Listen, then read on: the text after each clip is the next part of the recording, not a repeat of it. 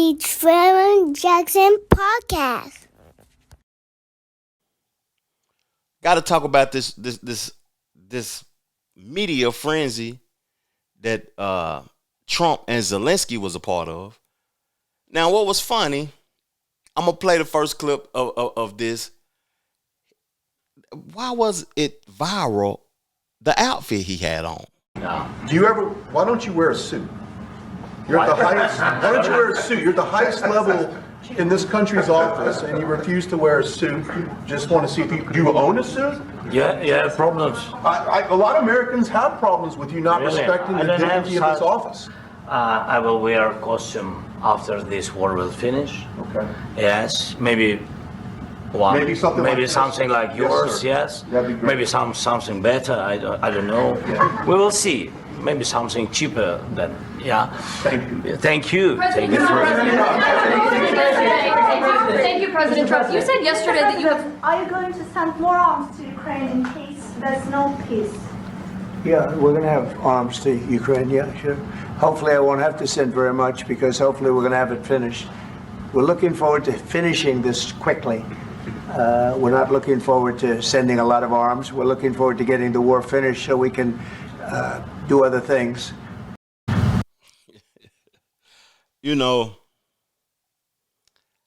the first thing I seen was on the internet that went crazy was people talking about why y'all so concerned with what he wearing, why the media so concerned with what he got on, but y'all accept Elon Musk to represent Doge, to do the things that he's doing with President Trump. You know, he is not the leader of the United States. The representation for the United States is Trump and his people, and they all have suits on.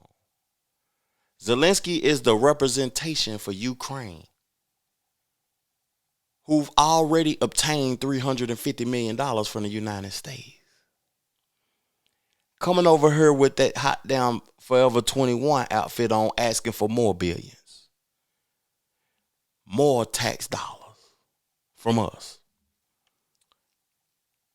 And then called what they had on a costume. He sounded very hostile in that first clip to me.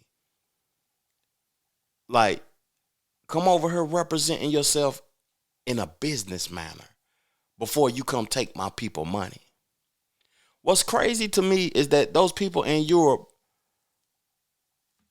expect our money and they work 35 hours a week. They live an easier life than us. They get more days off and make more money and they have a more peaceful life than us when we are funding. We have been funding. And I won't say the United States government is funding. I will say the taxpayers is funding that war over there. And we allowed Biden to make the decision to use our money to fund that war. Now, Trump coming here standing on business and people are upset with Trump for defending your dollar. Come on, man. See if we can get this thing done. You want me to be tough? I could be tougher than any human being you've ever seen. I'd be so tough. But you're never going to get a deal that way. So that's the way it goes. All right, one more question. Hey, I want to respond to this. So look, for 4 years in the United States of America, we had a president who stood up at press conferences and talked tough about Vladimir Putin, and then Putin invaded Ukraine and destroyed a significant chunk of the country. The path to peace and the path to prosperity is maybe engaging in diplomacy. We tried the pathway of Joe Biden of thumping our chest and pretending that the President of the United States' words mattered more than the President of the United States' actions. What makes America a good country is America engaging in diplomacy. That's what President Trump is doing. Can I ask you? Sure. Yeah? Yeah. Okay. So he occupied our parts, big parts of Ukraine, part of East and Crimea. So he occupied it on 2014. So during a lot of years, so I'm not speaking about just Biden, but those time was Obama, then President Obama, then President Trump, then President Biden, now President Trump, and God bless, now President Trump will stop him. But during 2014, nobody stopped him. He just occupied and took. He killed people. You know what the contact line? 2015. 2014. 2014 and 2014. 2014. Yeah. So I was he killed, not here. Yeah, but That's exactly right. Yes, but during 2014 till 2022, yeah, the situation the same. The people are been dying on the contact line.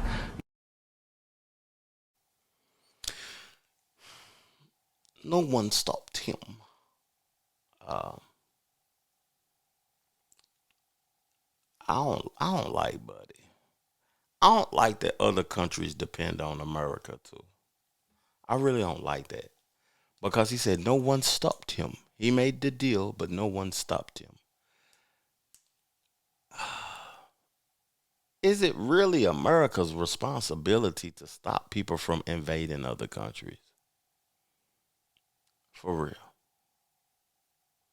It's like, it's time to make a deal, dog. Salute to JD Vance.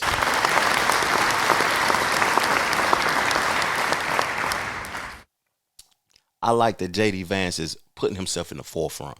He's speaking to politics while Trump's speaking to the American man rhetoric. He talking just like a regular old American white guy. Trump is. But JD Vance, he's standing on business. He telling him it's time to make a deal. It's time to react with diplomacy, not violence and war and all of that. Because if you keep acting with that and reacting and using that, then you're just going to lose, and we ain't going to keep funding that. We can't keep giving you billions of dollars while our people suffer. Trump ran on America first. He ran on America first. It's time to show the people, dog. We got to stop funding that. Now, this dude said this. I thought Trump was about to, I thought he was about to uppercut that nigga. I thought it was about to be some WWE type shit. Because when the way he was talking, man, he could have got knocked out by, he should have got beat up the way he was talking on this clip right here. A lot of conversation, my bilateral conversation, and we signed with him, me, like a new president. In 2019, I signed with him the deal. I signed with him, Macron and Merkel, we signed ceasefire. Ceasefire. All of them told me that he will never go. We signed him with gas contract. Gas contract. Yes, but after that, he broken this ceasefire. He killed our people and he didn't exchange prisoners. We signed the exchange of prisoners, but he didn't do it. What kind of diplomacy, JD, you are speaking about? What do you mean? I'm talking about the kind of diplomacy that's going to end the destruction of your country. Yes, but if you Mr. President, with respect, I think it's disrespectful for you to come into the Oval Office and try to litigate this in front of the American media. Right now, you guys are going around and forcing conscripts to the front lines because you have manpower problems. You should be thanking the President for trying to bring an end to this conflict. Have you ever been to Ukraine that you say what problems we have? I have been to. Come once. I've actually watched and seen the stories, and I know what happens is you bring them on a propaganda tour, Mr. President. Do you disagree that you've had problems bringing people into your military? And do you think that it's respectful to come to the Oval Office of the United States of America and attack the administration that is trying to prevent the destruction of your country? A lot of questions. Let's start from the beginning. Sure. First of all, during the war, everybody has problems. Even you, but you have nice ocean and don't feel now, but you will feel it in the future. God bless. You don't know that. God bless. God bless. You will not have a war. Don't tell us what we're going to feel. We're trying to solve a problem. Don't tell us what we're going to feel. I'm not telling you. Because you're in no position to dictate that. That's exactly what you're doing. You're in no position to dictate what we're going to feel. We're going to feel very good. You will feel influence. We're going to feel very good and very strong. You will feel influence. You're right now not in a very good position. You've allowed yourself to be in a very bad position, and he happens to be right about it. From the very beginning of the war. You're not in a good position. You don't have the cards right now. With us, you start having cards. Right now, you don't. You're playing cards. You're playing cards. You're gambling with the lives of millions of people. You're gambling with World War III. You're gambling with World War III. And what you're doing is very disrespectful to the country, this country, that's backed you far more than a lot of people said they should have. Have you said thank you once? this A lot entire of meeting? times. No, in this Even entire meeting, today. you said thank Even you. today. You went to Pennsylvania and campaigned for the opposition in October. Offer some words of appreciation for the United States of what are you speaking America about? and the president who's trying to save your country.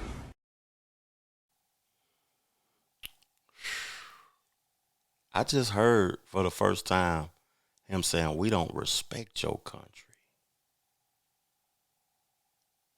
But you over here in the Forever 21 outfit asking for money, nigga.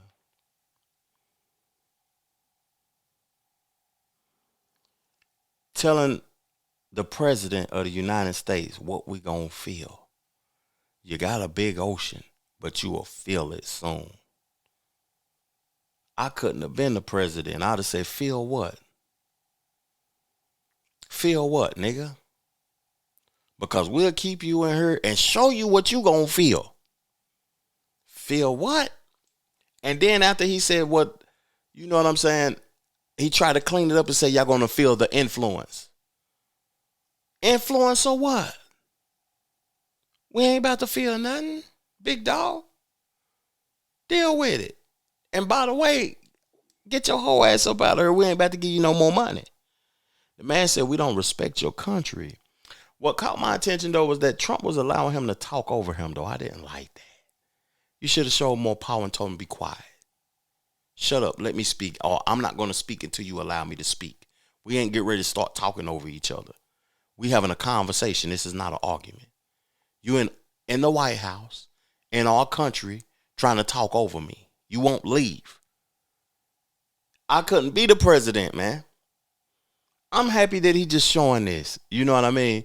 The last few presidencies, we didn't see things happening in the Oval Office. We didn't see the meetings. Trump's showing this stuff. And I just want to know before I close it out, what do y'all think about that? Was that a show of strength or a show of weakness to y'all? The Trevor Jackson Podcast.